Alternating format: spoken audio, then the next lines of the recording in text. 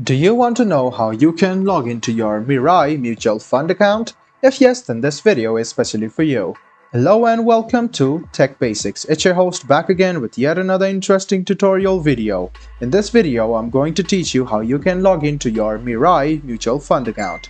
Go ahead and open Chrome OS browser on your PC, go to the Google search bar and then search for Mirae Mutual Fund login. Click on the first link which appears on your screen. It will take you to the official login portal of Mirae Asset Mutual Fund.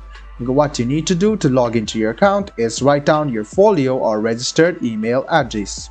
After you write down your folio or your registered email address, go ahead and write down your password. After you write down your password, check your password by clicking on this I icon. Then click on I accept Mirae Assets MF's terms and conditions and cookies policy and privacy policy. Then click login.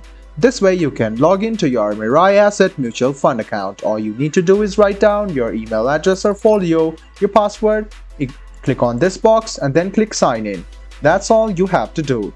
If you want to log in using PAN, go ahead and click PAN, write down your registered email ID, write down your PAN number and then click sign in.